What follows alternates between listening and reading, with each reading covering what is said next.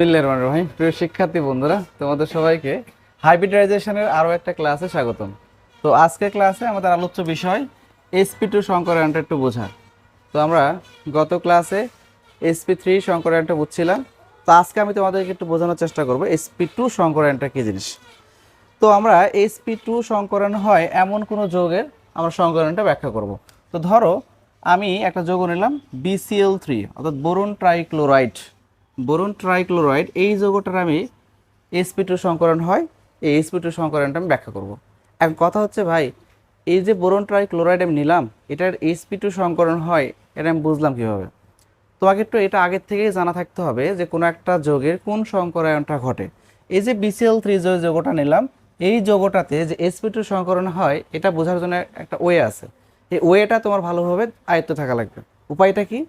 উপায়টা হচ্ছে, তুমি দেখবা বোরন ট্রাইক্লোরাইডের মধ্যে কেন্দ্রমূলক কি আছে? বোরন। এই বোরনের যদি ইলেকট্রন বিন্যাস করো, তাহলে দেখবা বোরনের ইলেকট্রন বিন্যাসটা হবে এমন 1s2 2s2 আর 2p হচ্ছে 1, এই যেটা। এখন খেয়াল করো, এখানে বোরনের সর্বশেষ কক্ষপথে ইলেকট্রন আছে কয়টা? 3টা। আচ্ছা, এখানে বোরনের সাথে কয়টা ক্লোরিন যুক্ত আছে? 3টা। তার মানে বোরনের সর্বশেষ কক্ষপথে 3টা ইলেকট্রন আছে, 3টা যুক্ত হয়েছে ক্লোরিন। এখন তোমাকে যদি বলি, এই বোরনের যে 3টা ইলেকট্রন ছিল এই যে সর্বশেষ কক্ষপথে, সেই 3টা ইলেকট্রনের সাথেই তো 3টা ক্লোরিন যুক্ত হয়েছে। তার মানে বোরনের সর্বশেষ কক্ষপথের কোনো ইলেকট্রন আর হচ্ছে ফাঁকা নাই।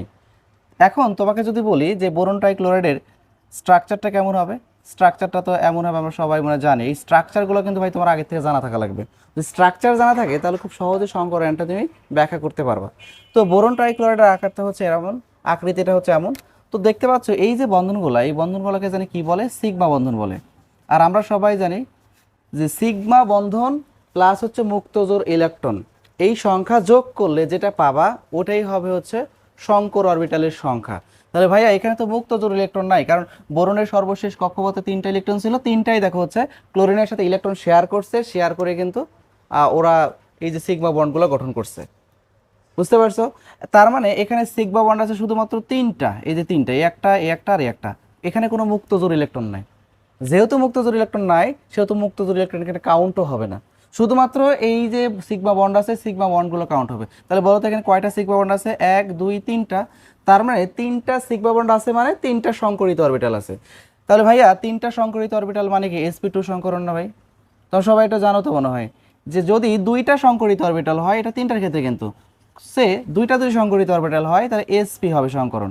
যদি 4টা সংকরিত অরবিটাল হয় sp3 হবে, আমরা সবাই জানি। যদি 5টা সংকরিত অরবিটাল হয় তাহলে sp3d হবে। যদি 6টা সংকরিত অরবিটাল হয় তাহলে sp3d2 হবে। যদি 7টা সংকরিত অরবিটাল হয় তাহলে sp3d3 হবে।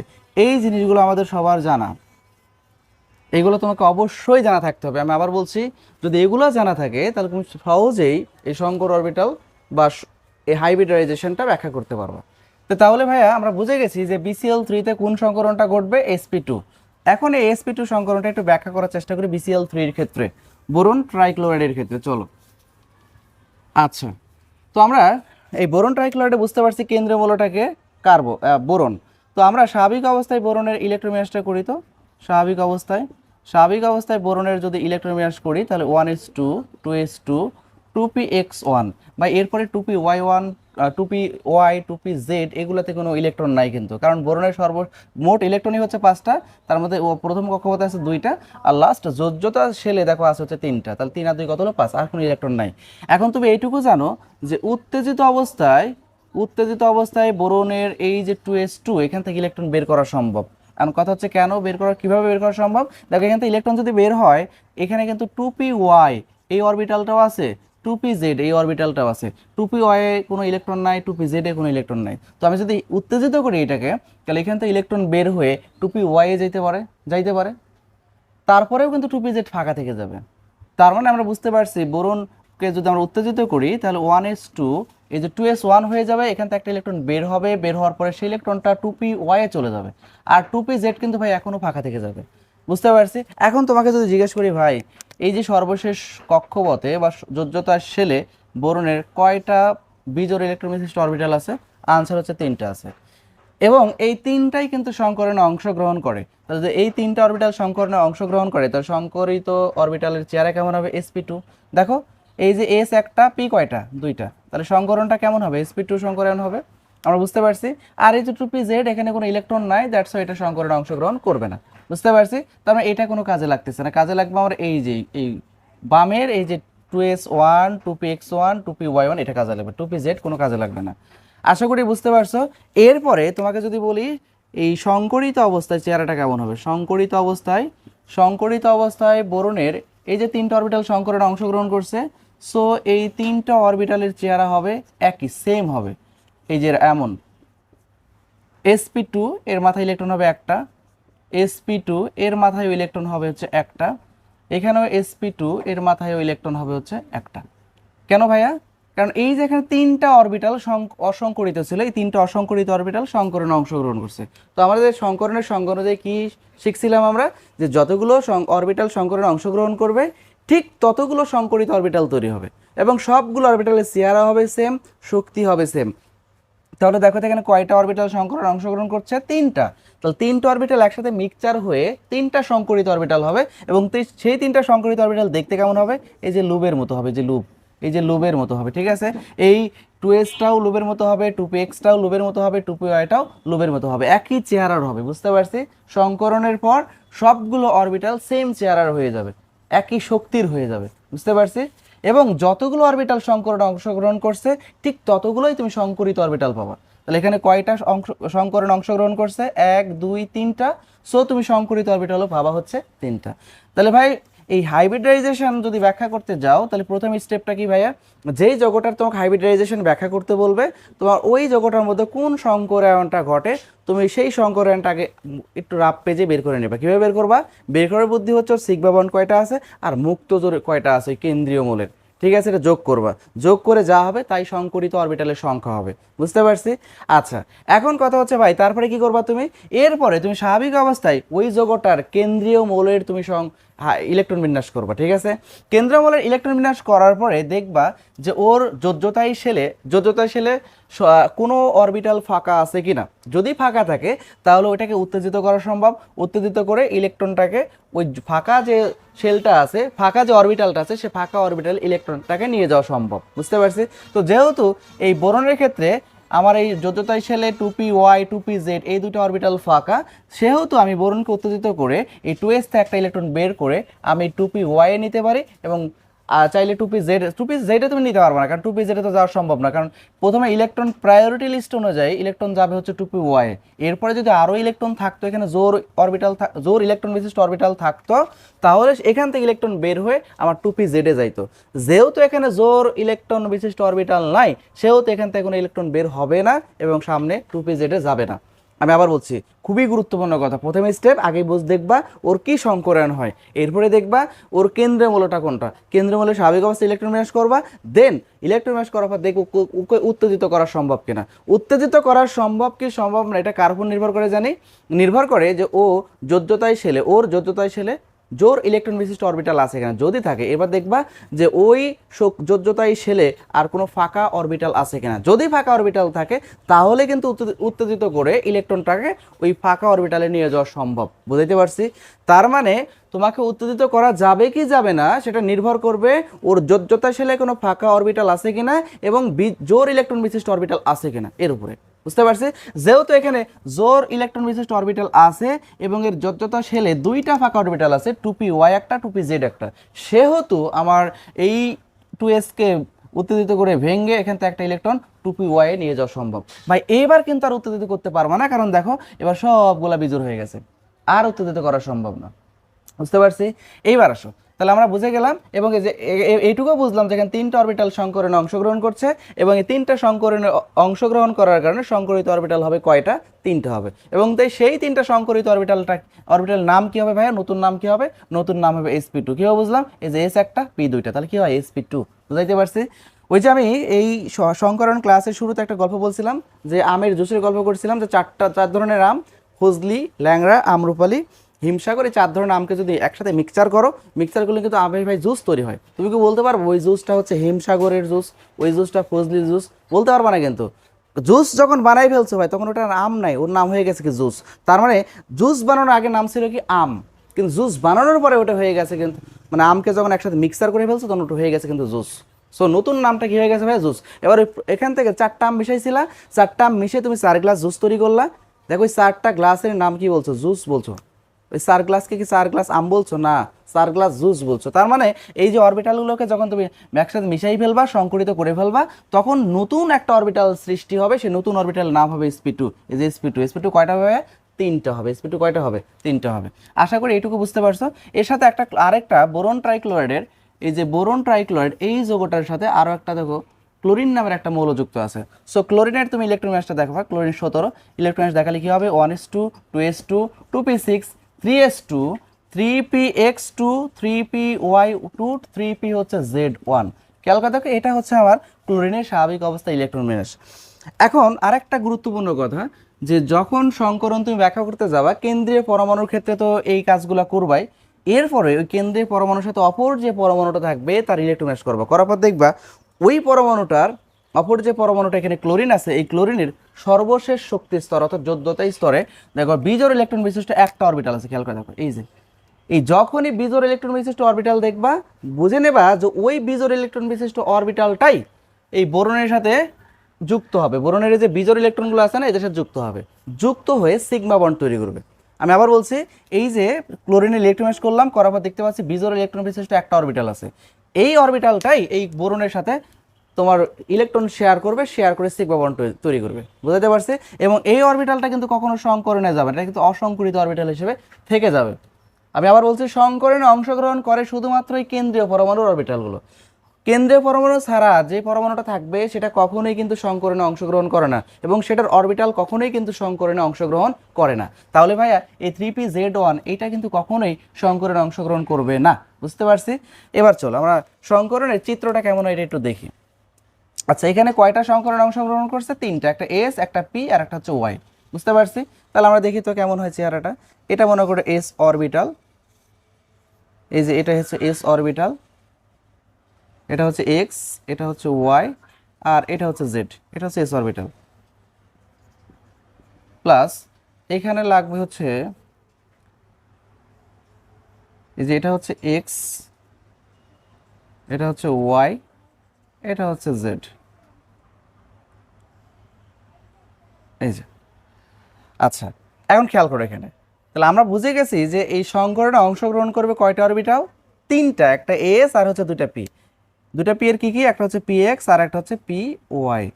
পি জেড কিন্তু ভাই সংকরণে অংশগ্রহণ করে নাই। বুঝতে পারছি? এবার আসো, এবার তুমি একটু এই অ্যারোসিনের মাথায় সংকরায়ন লিখে রাখবা, সংকরায়ন বা সংকরিত, যেটা ইচ্ছা লিখে রাখো। এবার দেখো সংকরায়নের পরে এরা কি নতুন চেহারায় কনভার্ট হবে না? নতুন একটা রূপে চলে যাবে না? হ্যাঁ, আমি তো বলছি যে সংকরণের পরে নতুন একটা রূপ পাবে, সেই নতুন রূপের একটা নাম আছে। নামটা কি ভাইয়া? এই যে sp2। তাহলে যেহেতু 3টা অরবিটাল সংকরণে যাচ্ছে, তাহলে 3টা লুপ তৈরি হবে। কেন্দ্রীয় মৌলটা কে ভাইয়া? বোরন। বোরনে কিন্তু আকৃতি তোমাকে জানতে হবে, না হলে তুমি এখানে কিন্তু লুপগুলো বসাইতে পারবে না। এই যে এইখানে একটা লুপ বসবে, এখানে একটা লুপ বসবে, এবং মাথায় একটা লুপ বসবে। এই লুপটা একটু ছোট হয়ে গেল, আর একটু বড় করে দিতে হবে। সবগুলো লুপের চেহারা কিন্তু সেম হবে, একই সমান হবে। ঠিক আছে? এবার খেয়াল করো, দেখো তো আমার এই যে 3টা লুপ, এই 3টা লুপে কয়টা করে বিজোড় ইলেকট্রন আছে? একটা করে। দেখো, একটা, দুইটা, 3টা। তাহলে এখানে একটা ইলেকট্রন, এখানে একটা ইলেকট্রন, এখানে একটা ইলেকট্রন। বুঝতে পারছি? ওকে, এরপরে তুমি এর সাথে যুক্ত করবা কয়টা ক্লোরিন যুক্ত আছে ভাই এখানে? বোরন ট্রাইক্লোরাইডের সাথে 3টা। তাহলে 3টা ক্লোরিন এখানে যুক্ত করবা, +3 ক্লোরিন করবা। আচ্ছা, +3 ক্লোরিন করলাম। করার পরে এখন তুমি আবারও আগের মতো এখানে হচ্ছে বোরনকে কেন্দ্রে রাখবা। তারপর এখানে একটা লুপ, এই যে এখানে একটা লুপ, এবং এখানে একটা লুপ। এখানে একটা ইলেকট্রন ছিল, এখানে একটা ইলেকট্রন ছিল, এখানে একটা ইলেকট্রন ছিল, এবং এটার নাম ছিল কি? sp2, এটার নাম ছিল sp2, এবং এটারও নাম ছিল হচ্ছে sp2। এই লুপগুলোর নাম সেম হয়ে যাবে না? অবশ্যই নামগুলো সেম। দেখো এই 3টা লুপের চেহারাও সেম, শক্তিও সেম, নামও সেম। দেখো sp2 sp2 sp2। বুঝতে পারছি? কি করে বুঝলাম? ওই যে সংকরণের পরে তো sp2 সংকরণ হয়েছে, দেখলাম। আচ্ছা, এরপরে চলো, এখন বলো তো এই যে বোরনের সাথে কোন অরবিটালটা তোমার ইলেকট্রন শেয়ার করবে? 3pz। বলো, পি অরবিটাল আকৃতি কেমন? ডাম্বেল আকৃতির। পি অরবিটাল আকৃতি কেমন? ডাম্বেল, এই যেমন। তার মানে এখানে একটা পি অরবিটাল এই যে এইভাবে ইলেকট্রন শেয়ার করবে, এখানে একটা পি অরবিটাল ইলেকট্রন শেয়ার করবে, এখানে একটা পি অরবিটাল ইলেকট্রন শেয়ার করবে। এই যে ইলেকট্রন শেয়ার করলো। তাহলে ভাইয়া এটা কি ছিল ভাইয়া? এটা ক্লোরিনের অরবিটাল ছিল না? হ্যাঁ, ক্লোরিনের তো ছিল, এটা ক্লোরিন, এটাও ক্লোরিন, এটাও ক্লোরিন। ক্লোরিনের হচ্ছে পিজেড অরবিটাল এটা, বুঝতে পারছি। এবার এখানে বলো তো, এই যে পিজেড এর সাথে একটা ইলেকট্রন ছিল না, আর আগের থেকে এই যে লুবের মধ্যে একটা ইলেকট্রন ছিল আর ক্লোরিনের একটা ইলেকট্রন, তাহলে এক জোড়া হয়ে যাবে। এখানেও এক জোড়া হবে, এখানেও এক জোড়া হবে। এবার বলো, এক জোড়া ইলেকট্রন কয়টা জানি বন্ধন তৈরি করে? একটা। তাহলে ভাই এর পরবর্তী লাইনে আমি এই কথা লিখতে পারি না যে বা বোরনকে কেন্দ্রে রাখবা, এই পাশে একটা ক্লোরিন, এই পাশে একটা ক্লোরিন এবং মাথায় একটা ক্লোরিন। দেখো আমার বোরন ট্রাইক্লোরাইড তৈরি হয়ে গেছে, কিন্তু এটাই বোরন ট্রাইক্লোরাইডের কিন্তু ভাই গঠন, বুঝতে পারছি। আমরা নিশ্চয়ই এই যে sp2 সংকরণের BCl3 এর হাইব্রিডাইজেশনটা বুঝতে পারছি। ঠিক এরকমভাবেই তোমাকে sp2 এর যতগুলো সংকরণ পাবা সবগুলাই তোমাকে ব্যাখ্যা করতে হবে, বুঝতে পারছি। তো চলো আমরা আরও একটা sp2 সংকরণের যৌগনে সংকরণটা ব্যাখ্যা করি। বোরন ট্রাইফ্লোরাইডটা আমরা একটু দেখতে চাই। তো নিশ্চয়ই BCl3 যারা পারবা, বুঝে গেছো যারা, তারা BF3টাও পারবা, অবশ্যই পারবা। তো এখানেও কেন্দ্রমূলটাকে বোরন।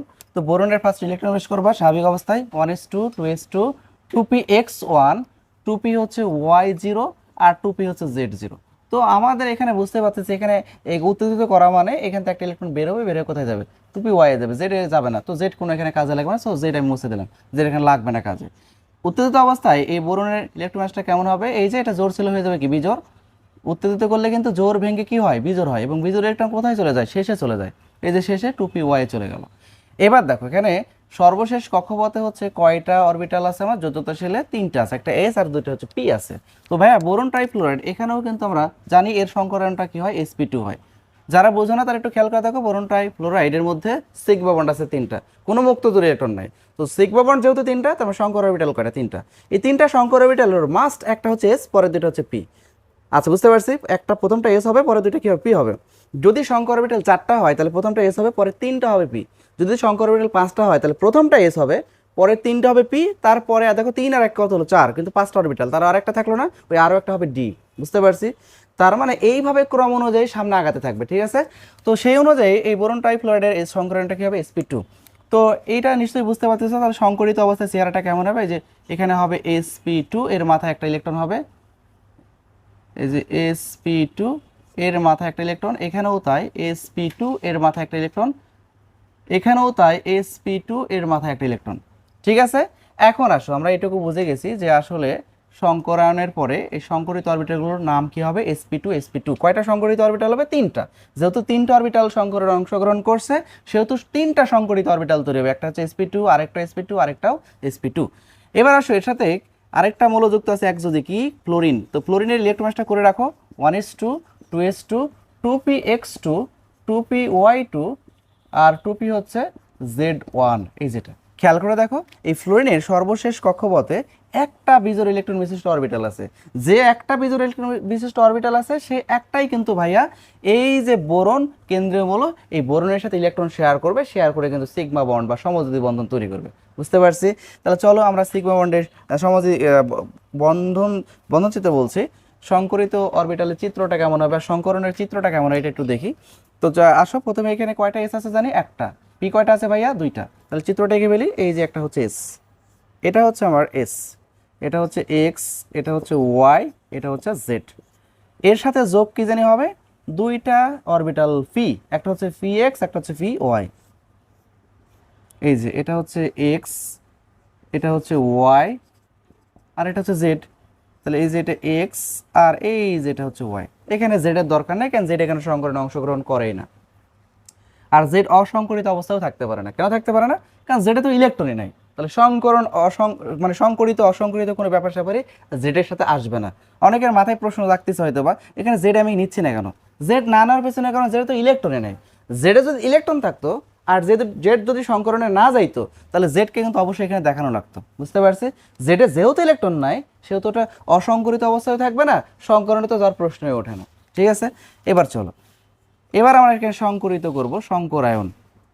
এই যে সংকরায়ন, তো সংকরায়ন করলে কি হবে? দেখো 3টা অরবিটাল 3টা লুপ তৈরি হবে। এই যে বোরন কেন্দ্রে বলো, এর স্ট্রাকচার লাগবে, আমি বলেছিলাম বোরন ট্রাইফ্লোরাইডের স্ট্রাকচার যা বোরন ট্রাইক্লোরাইডের স্ট্রাকচারও তাই। এবং এই সংকরিত অরবিটালগুলোর নাম কি হবে? sp2। এই যে sp2, 3টা হবে sp2। বাই sp2 এর মাথায় কয়টা ইলেকট্রন ছিল? একটা। এই যে একটা, এই যে একটা, এই যে একটা। এর সাথে কি জানি যোগ করতে হবে, 3টা ফ্লোরিন যোগ করতে হবে। করলাম যোগ 3টা ফ্লোরিন। এরপরে আরও একবার এই বোরনকে কেন্দ্রে লিখবা, তারপরে 3টা লুপ দেখবা, এই যে 3টা লুপ দিলাম, এই যে লুপ দিলাম, এখানে একটা ইলেকট্রন ছিল, এখানে একটা ইলেকট্রন ছিল, এখানে একটা ইলেকট্রন ছিল। ভাই এই 3টা অসংকরিত অরবিটালের সাথে ইলেকট্রন শেয়ার করবে কে? 2pz।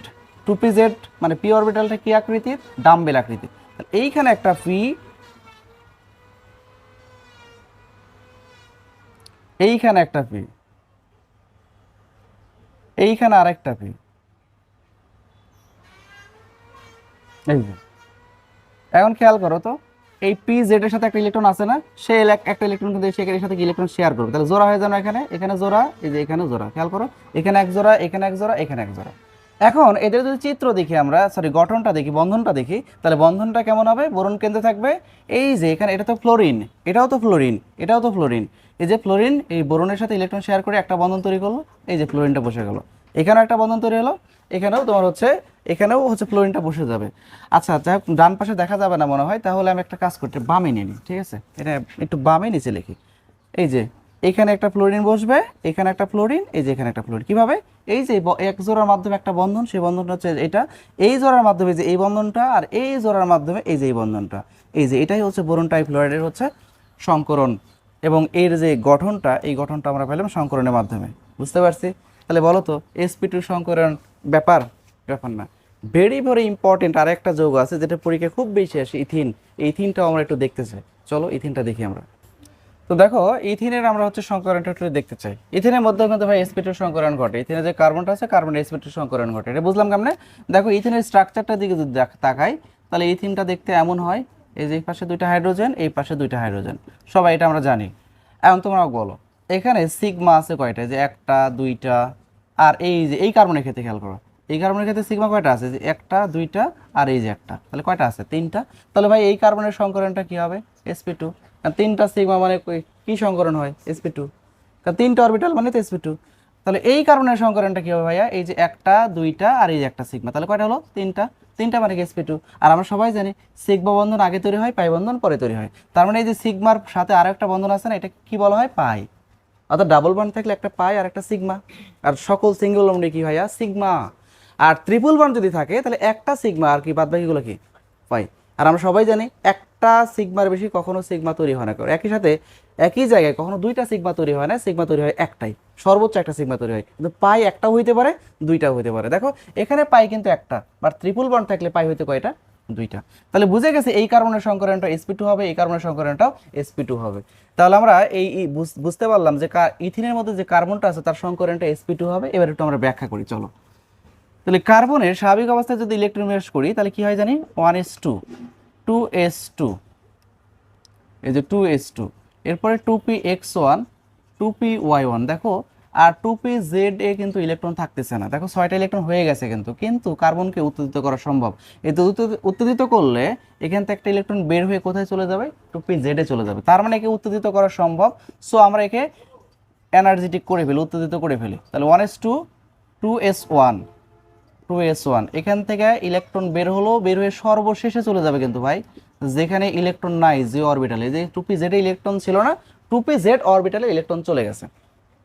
তাহলে আমরা এইটুকু বুঝলাম যে এই কার্বনের যোজ্যতা শেলে মোট অরবিটাল আছে কিন্তু 4টা। এখন অনেকে এখানে বুঝবে না, তাহলে 4টা অরবিটাল আছে, সংকরণ হবে sp3, যেহেতু একটা s আর 3টা p আছে, তাহলে sp3 সংকরণ। না ভাইয়া, এইভাবে যদি সংকরণ করা হয় না, এটা ভুল বুঝো না, এটা কিন্তু হয় না কখনোই যে একটা পরমাণু সর্বশেষ কক্ষপথে যতগুলো বিজোড় ইলেকট্রন বিশিষ্ট অরবিটাল আছে সবাই বুঝি সংকরণে যায়, জি না, এটা কখনোই ঠিক না।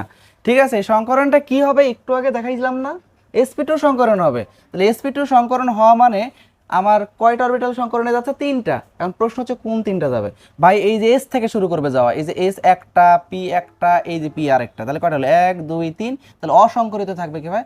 লাস্টে যে থাকবে সে অসংকরিত থাকবে, ঠিক আছে? এখন লাস্টে আছে 2pz, তার মানে 2pz হচ্ছে অসংকরিত থাকবে।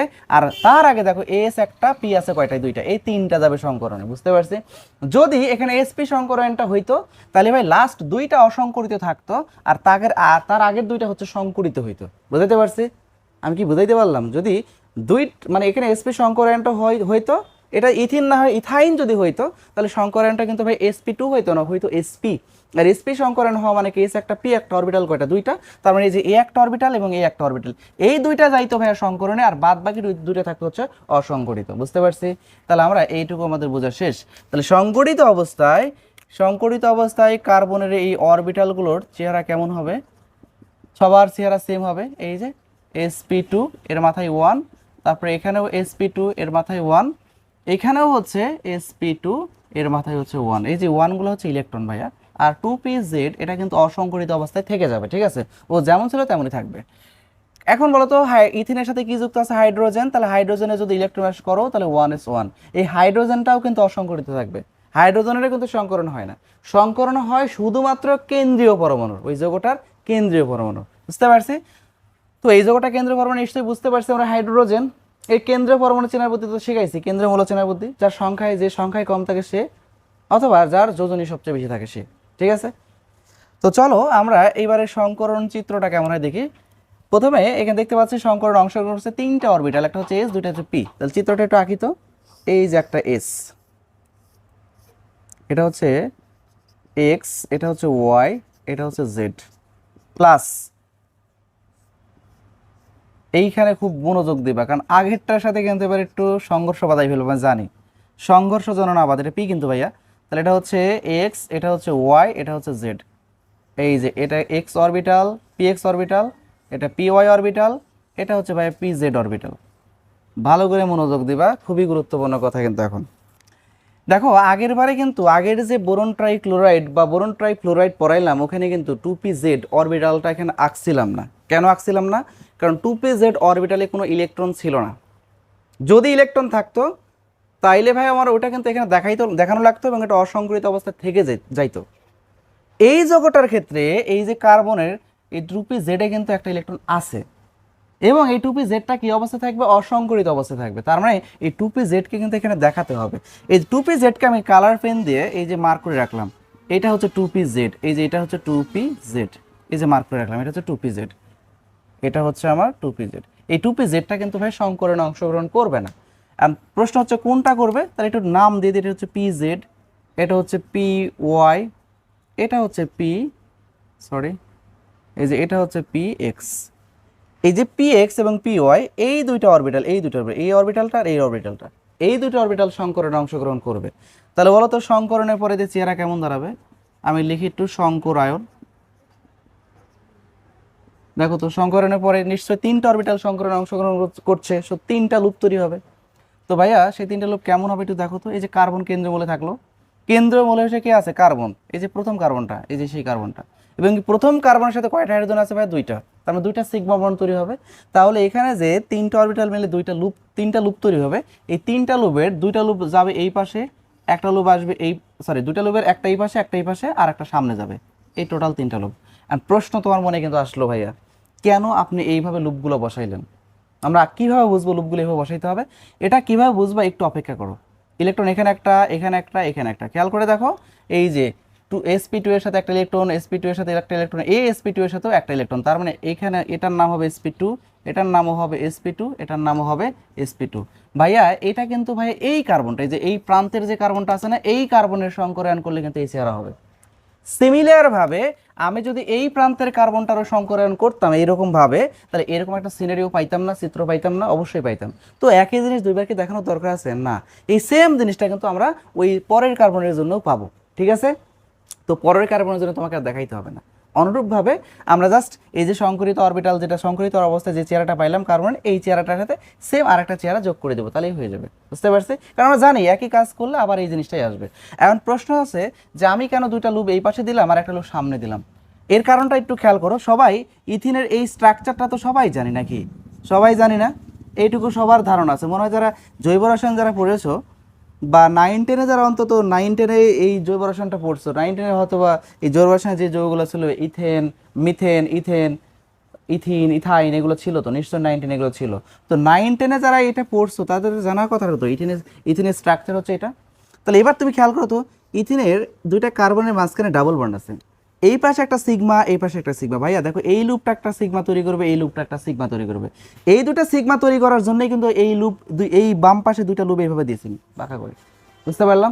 সিমিলারভাবে এটাতে তো আরও একটা কার্বন যুক্ত হবে, সেই কার্বনটার ডান পাশে কিন্তু এর মধ্যে দুটো লুপ থাকবে, ওই দুটো লুপ কিন্তু এই সিগমা আর এই সিগমা তৈরি করবে, বুঝতে পারছি। তাহলে দেখি তোমরা যারা বুঝো নাই, এখনও যারা ক্লিয়ারলি বুঝো নাই, তারা একটু এদিকে বোর্ডের দিকে তাকাই থাকো। দেখো তাহলে আমি কি পাইলাম ভাইয়া, ওই যে কার্বনের যে চেহারাটা পাইলাম সেই চেহারাটা একটু এখানে দেখাই। এটা হচ্ছে এস ছিল, এই যে এটা হচ্ছে একটা লুপ, এই যে এটা আরেকটা লুপ, এটা হচ্ছে কার্বন, এটা আরেকটা লুপ। এখানে একটা ইলেকট্রন ছিল, এখানে একটা ইলেকট্রন ছিল, এখানে একটা ইলেকট্রন ছিল। খেয়াল করবো আবার, এইখানে আমি আরেকটা কার্বন নিলাম এবং এইখানে আমি আরেকটা লুপ বসাইলাম, এখানে একটা লুপ, এখানে একটা লুপ। এবার একটু খেয়াল করো তো ভাইয়া, আমি কি করছি, এখানে একটা ইলেকট্রন থাকবে, এখানে একটা ইলেকট্রন থাকবে। তোমরা সবাই বলো, আমি বলেছিলাম এই যৌগটার মধ্যে কয়টা কার্বন আছে? দুইটা। এই প্রথম কার্বনটার আমি সংকরায়ন দেখাইছি, পরের কার্বনটা দেখালেও কিন্তু এরকম হইতো। সেই সংকরায়ন চিত্রটা, এই চেহারাটা এরকম হইতো না বলতো? সেই সংকরায়ন অরবিটালের চেহারা এরকম হইতো না? হইতো। এবার দুইটা কার্বনকে একসাথে বসাইছি। এবার একটু খেয়াল করো, আমার এইখানে কিন্তু এই কার্বনের এই লুপের কিন্তু আরেকটা ইলেকট্রন আসছে, তাহলে ইলেকট্রনের কয় জোড়া থাকবে? এক জোড়া। কারণ এই লুপের একটা ইলেকট্রন, এই লুপের একটা ইলেকট্রন, ইলেকট্রন কয়টা হবে? দুইটা। ইলেকট্রন কয়টা হবে? দুইটা। দেখো দুইটাই বসাইছি আমি। এখন তুমি খেয়াল করো, আমরা সবাই জানি কিন্তু এখানে কি সামনাসামনি অতিক্রমণ হচ্ছে, আর সামনাসামনি অতিক্রমণ হলে কি জানি হয়? সিগমা বন্ড তৈরি হয়। এখন আরেকটা জিনিস, মজার জিনিস খেয়াল করো, এখানে এই যে অসংকরিত অরবিটাল, এই অসংকরিত অরবিটালটা কিন্তু আমি এখানে আঁকি নাই। তোমাকে কিন্তু অবশ্যই এই অসংকরিত অরবিটালটা আঁকতে হবে ভাইয়া, এই যে অসংকরিত অরবিটালটা আঁকতে হবে। এই অসংকরিত অরবিটালটার নাম কি জানি? পিজেড। ঠিক আছে, সেমভাবে তোমাকে এখানেও কিন্তু ভাই অসংকরিত অরবিটাল দেখাইতে হবে। যেহেতু কার্বন দুইটা, তাহলে দুইটা কার্বনে দুইটা পিজেড অরবিটাল পাবো অসংকরিত, বুঝতে পারছি। এখানেও কিন্তু একটা অসংকরিত অরবিটাল পাবা, এই যে অসংকরিত অরবিটাল, এই যে পাইলাম, এই যে দেখাইলাম। বলো বুঝলাম কিনা? কারণ এই কার্বনের যেমন এটা অসংকরিত, সিমিলার এই কার্বনের এটাও কি অসংকরিত, দুটোই পিজেড। আমরা জানি এই যে অসংকরিত অরবিটাল এরা কি পাশাপাশি অতিক্রমণ করে। দেখো সিগমা এবং পাইয়ের যখন আমি পার্থক্য পড়াইছিলাম তখন কিন্তু বলছিলাম সিগমা বন্ড তৈরি হয় শুধুমাত্র সংকরিত অরবিটালে, আর পাই বন্ড তৈরি হয় অসংকরিত অরবিটালে। তার মানে ভাইয়া এই দুইটা অসংকরিত অরবিটাল না, এই যে এটা হচ্ছে পিজেড, এটাও কি ভাইয়া? পিজেড। এই দুইটা কি অসংকরিত অরবিটাল না? এই দুইটা পাশাপাশি ওভারল্যাপিং করবে, যেভাবে পাশাপাশি পাশাপাশি ওভারল্যাপিং করবে, পাশাপাশি ওভারল্যাপিং করলে তোমার পাই বন্ড তৈরি করবে। অনেকে আবার ভুল বোঝে, এই যে যেহেতু উপরে একবার ওভারল্যাপিং করছে, নিচে একবার ওভারল্যাপিং করছে, তাহলে বুঝে মনে হয় দুইটা বন্ধন তৈরি হবে। জি না, উপরে নিচে মিলে কিন্তু একটা বন্ধনই তৈরি হবে, ঠিক আছে। এবং আরও একটা জিনিস খেয়াল করো, ফার্স্ট কার্বনে কয়টা হাইড্রোজেন ছিল? দুইটা। তো হাইড্রোজেনের কি অরবিটাল আছে? S orbital. তাহলে এখানে একটা এস অরবিটাল বসবে, এখানে একটা এস অরবিটাল বসবে, ঠিক আছে। তো হাইড্রোজেনের সাথে কি একটা এস অরবিটালের সাথে একটা ইলেকট্রন না এস আছে? তো তাহলে ইলেকট্রন এখানে জোড়া হবে না? এই যে জোড়া, এখানেও জোড়া হবে, তাহলে এটা হচ্ছে এইচ, এটা হচ্ছে এইচ। সিমিলারভাবে এখানে একটা হাইড্রোজেন বসবে এবং ইলেকট্রনের জোড়া হবে, এখানে একটা হাইড্রোজেন বসবে এবং ইলেকট্রনের জোড়া হবে। বলো তো এটা বুঝছে কিনা? এবার এই জিনিসটাকে যদি আমি একটু স্ট্রাকচার করে দেখাই, তাহলে স্ট্রাকচারটা কেমন দাঁড়াবে? সি ডাবল বন্ড সি, এখানে একটা এইচ, এখানে একটা এইচ, এখানে একটা এইচ এবং এখানে একটা এইচ। দেখো তো সবাই বুঝে কিনা? এই জিনিসটা যদি তুমি এইরকমভাবে উপস্থাপন করে আসতে পারো পরীক্ষার খাতায়, তাহলে আমার একটা বিশ্বাস যে তুমি জীবনে কখনোই 3 মার্ক না, তুমি 4 মার্কই পাবো। 4 মার্ক পাইতে তোমার বাধ্য, টিচার তো ফিদা হয়ে যাবে তোমার প্রতি। তো তুমি এত সুন্দর তোমার কনসেপ্ট এই হাইব্রিডাইজেশন সম্পর্কে, তোমার কনসেপ্টটা এরকমই হইতে হবে, আনসারটা এরকমভাবেই করতে হবে। পরীক্ষা খাতায় গিয়ে তুমি মানে মুখস্থ করছো, হজবরলা বানাই দিছো, এরকম তো করা যাবে না। আশা করি তুমি ইথিনের সংকরায়নটা বুঝতে পারছো। যদি না বোঝো, কোনো জায়গায় তোমার ডাউট থাকে, তাহলে তুমি আবার এই ভিডিওটা প্লে করে দেখবা। বারবার যদি দেখো, তুমি নিশ্চয়ই যে যে জায়গাগুলোতে তোমার ডাউট আছে সেই ডাউটগুলো তোমার ক্লিয়ার হয়ে যাবে। ঠিক আছে, সবাই ভালো থাকো। নেক্সট ক্লাস হবে তোমাদের এসপি সংকরণের উপরে, এসপি সংকরায়নের উপরে, ঠিক আছে। তো এসপি সংকরণের ক্লাসের অপেক্ষায় তোমরা সবাই ভালো থাকো। আর এই ভিডিওগুলো দেখে যদি তোমাদের কোনো উপকার হয়, ন্যূনতম যদি তোমাদের কাজে আসে, যদি মনে করো যে না এর আগে আমরা এরকমভাবে সংকরণটা শিখি নাই, এইভাবে এই প্রথম শিখলাম এবং শিখে আমাদের অনেক উপকার হয়েছে, আমাদের এই জিনিসটা খুব মানে স্বচ্ছ হয়ে গেছে আমাদের সামনে, একদম একদম ছবির মতো ভাসতেছে, এগুলো খুব ভালোভাবে আমরা এখন পারি বা শিখে ফেলছি, তাইলে ভাই তোমরা অবশ্যই আমার পেজটাকে ফলো করে আমার সাথে থাকবা। এবং আমার একটা ইউটিউব চ্যানেল আছে দেখবা, করিম রেজা একাডেমি, এই ইউটিউব চ্যানেলটাও তোমরা হচ্ছে সাবস্ক্রাইব করে আমার সাথে থাকবা। ঠিক আছে, সেই পর্যন্ত ভালো থাকো, আল্লাহ হাফেজ।